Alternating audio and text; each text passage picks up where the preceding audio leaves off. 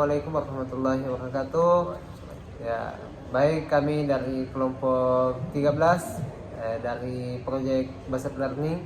Di sini kami akan mempresentasikan kembali mengenai proyek yang sebelumnya kita sudah presentasikan.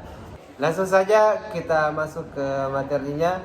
Yang pertama itu kita mengenal terlebih dahulu isi-isi dari poin pembahasan. Yang pertama itu ada latar belakang, tujuan, manfaat, kemudian tentang mitra kami, desain sistem, fitur-fitur, dan kesimpulan.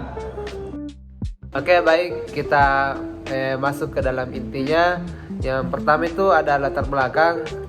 Latar belakang daripada proyek ini yaitu dalam semua industri aksesoris handmade, visibilitas dan kemudahan akses menjadi faktor utama pemasaran dan penjualan produk. Lily Gallery yang didirikan oleh Ibu Eliarti saat pandemi merupakan suatu UMKM yang bergerak di bidang pembuatan aksesoris berbahan wire dan embroidery. Namun masih menghadapi kendala dalam menjangkau pasar yang lebih luas meskipun telah memanfaatkan media sosial seperti Instagram dan juga Facebook. Lanjut ke tujuan daripada proyek ini. Yang pertama itu membantu Lily Gallery memperluas jangkauan pasarnya dengan menghadirkan platform website e-commerce. Kemudian meningkatkan profesionalisme Lily Gallery dalam pemasaran dan penjualan aksesoris handmade. Kemudian ada menyediakan katalog produk yang informatif dan mempermudah pelanggan dalam mengenal dan memilih produknya. Dan terakhir itu kami bertujuan untuk mendukung keberlanjutan usaha Lily Gallery ini supaya bisa eksis di era digital. Manfaatnya, kami ingin memperluas pasar potensial melalui visibilitas online yang lebih baik dan juga mengelola produk dan pesanan secara lebih efisien dengan fitur katalog dan adanya dashboard admin. Nah, itu sedikit mengenai latar belakang, tujuan dan manfaat daripada proyek kami. Baik, untuk berikutnya kita masuk pada desain sistem dan kita mulai dari use case terlebih dahulu. Nah, teman-teman bisa lihat di monitor teman-teman, untuk aktornya sendiri kita itu ada user dan admin. User itu mempresentasikan sebagai pengguna umum yang menggunakan layanan sistem. Dalam hal ini adalah customer. Kemudian ada admin yang sebagai representasi pengelola sistem dengan hak akses khusus untuk mengelola data. Nah, kemudian kita mulai dari use case untuk user. Ada register, user dapat membuat akun baru untuk mengakses layanan, kemudian mengakses halaman beranda. Tentunya user dapat melihat halaman utama sebagai tampilan awal sistem, kemudian melakukan update profil. User dapat memperbarui informasi profil mereka. Kemudian ada juga pada users kami untuk user melihat konten. Jadi user dapat mengakses dan membaca konten yang disediakan. Dalam hal ini konten blog dan edukasi. Nah, berikutnya ada konsultasi via WhatsApp. Jadi user dapat berinteraksi langsung dengan admin melalui WhatsApp untuk konsultasi. Kemudian user bisa melakukan check out. Dalam hal ini dapat memproses pembelian barang hingga tahap pembayaran. Melakukan pre-order, user dapat memesan barang yang belum tersedia melalui fitur pre-order. Dalam hal ini yaitu custom pre-order. Nah, untuk melakukan transaksi yang dimana dari teman-teman bisa lihat di situ include ya ke dalam melakukan check out. Jadi bagian dari proses yang terintegrasi saat check out atau pre-order untuk menyelesaikan pembayaran. Untuk use case admin, tentunya admin bisa login, yakni dapat masuk ke sistem dengan kredensial khusus untuk mengelola data. Jika admin bisa login, tentunya admin juga bisa logout, yaitu keluar dari sistem setelah selesai bekerja. Kemudian mengelola data produk, yaitu admin dapat melakukan aksi CRUD, yaitu menambah, mengubah, atau menghapus informasi produk. Kemudian mengelola data transaksi, itu admin dapat memantau dan mengelola data transaksi dari user. Kemudian mengelola data block, dalam hal ini data block yang yaitu konten yang akan dinikmati oleh user. Kemudian admin tentunya bisa mengelola data material sama seperti produk. Jadi admin dapat mengatur informasi terkait ketersediaan material. Nah, kemudian untuk melakukan konfirmasi pembayaran, ini juga include ya dengan mengelola data produk. Jadi admin dapat memastikan pembayaran user telah valid sebelum melanjutkan proses transaksi. Oh ya, untuk login logout juga tadi bisa dilakukan oleh user ya. Jadi login dan logout itu tentunya bisa dilakukan oleh user dan admin. Detail relasi include-nya yaitu melakukan transaksi tadi yang untuk usernya digunakan oleh use case melakukan checkout dan melakukan pre-order, karena kedua proses ini melibatkan transaksi, khususnya melakukan checkout. Pada relasi include di bagian admin ada melakukan konfirmasi pembayaran, yaitu digunakan oleh use case mengelola data transaksi karena transaksi memerlukan validasi pembayaran. Oke, kita lanjut ke bagian selanjutnya. Jadi itulah tadi use case yang telah direvisi, yang sebelumnya seperti ini, teman-teman bisa lihat, lalu kami revisi menjadi seperti ini. Selanjutnya kita masuk ke activity diagram. Activity diagram kami telah revisi ya, yang sebelumnya seperti ini, yang awalnya menjadi satu kesatuan ya dari awal sampai akhir, dan ada juga beberapa yang masih miss ya, masih ada yang missing. Kemudian kita revisi menjadi seperti ini, sudah terpisah-pisah seperti register, login, mulai dipisah-pisah, dan setiap bagian-bagian itu dijabarkan secara step by step.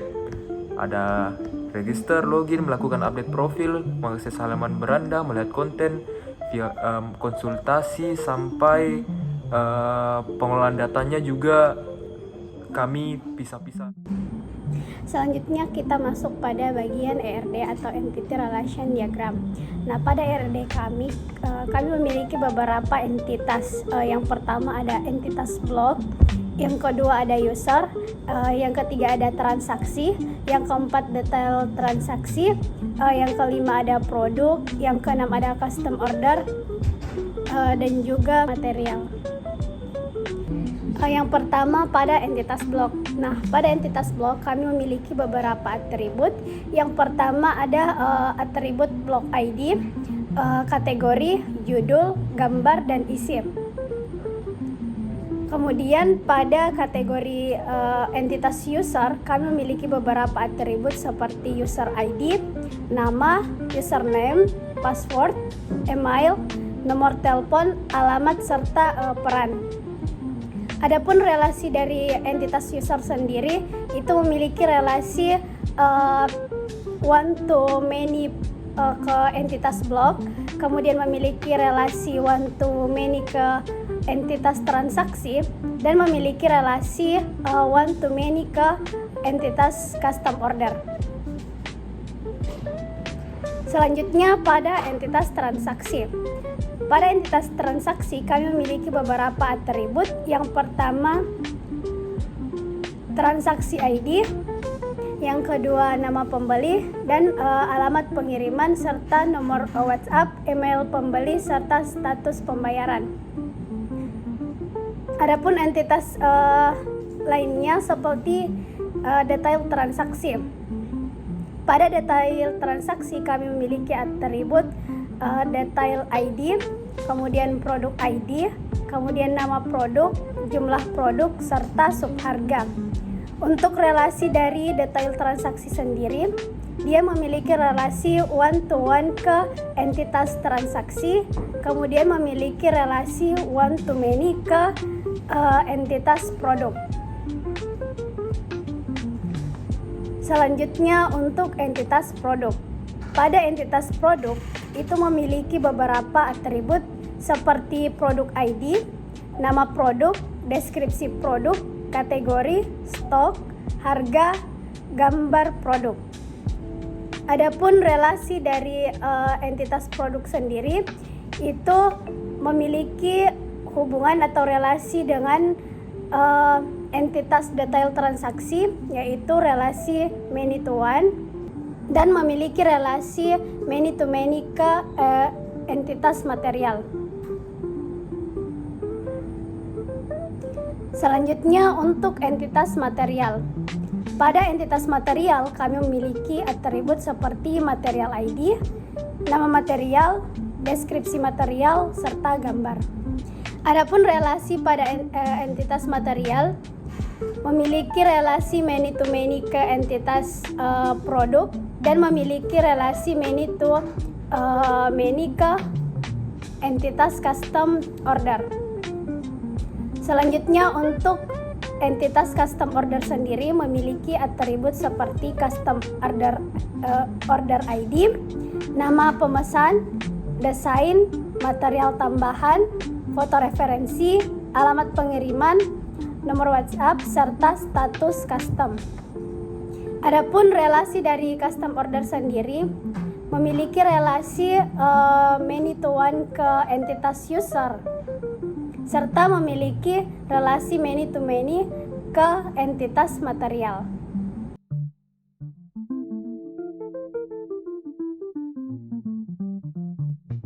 Selanjutnya kita akan masuk pada demo website Lily Gallery. Teman-teman bisa lihat di layar, di monitor teman-teman masing-masing. Di sini ada halaman beranda. Halaman beranda sendiri berfungsi untuk menjadi impresi pertama dari para user. Setelah user melihat isi dari halaman beranda, selanjutnya user akan masuk ke katalog produk. Di sini ada filternya ya. Nah, di sini ada deskripsinya dan kita lihat ternyata di sini stoknya 0. Nah, di sini user mencoba memasukkan produk ke keranjang. Misalnya pada produk ini kita ambil 2 produk ya. Kemudian masukkan lagi ke keranjang. Jadi produk yang dipilih dari katalog produk akan otomatis masuk ke keranjang. Nah, ketika kita ingin men-check out produk dari keranjang, kita akan dialihkan ke halaman login. Kita ada namanya, nomor WhatsApp, email, informasi dari pembeli ya. Kemudian customer bisa mengisi alamat pengirimannya di mana. Di sini bisa dipilih metodenya juga, ada metode pembayaran melalui transfer ataupun COD. Setelah di check out akan masuk ke riwayat transaksi ya datanya. Di situ ada pilihan untuk mengupload bukti pembayaran. Jadi misalnya ini kita coba saja menggunakan foto random saja ya. Kita upload buktinya. Kita coba di sini berlaku sebagai admin. Di sini pada halaman transaksi pastinya sudah muncul ya. Karena data dari riwayat transaksi akan dikirim ke dashboard admin. Admin bisa lihat bukti pembayarannya. Jika sudah sesuai, admin bisa memilih diterima atau ditolak. Misalnya di sini diterima, kita konfirmasi. Nah, jika kita login di akun customer yang tadi, user yang tadi, pastinya pada riwayat transaksi statusnya akan telah dikonfirmasi, telah berhasil. Kan secara otomatis dibuat ya nota transaksinya. Baik, berikutnya untuk data flow diagram. Di sini kita telah buat diagramnya untuk bagaimana aliran data pada website Lily Gallery. Oke, kita mulai dari di level 0 atau biasa disebut dengan konteks. Diagram ini menunjukkan hubungan antara entitas utama yaitu user, admin, dan sistem Lily Gallery. User berinteraksi dengan sistem untuk melakukan pemesanan produk, mengirimkan informasi pemesanan, dan menerima status transaksi.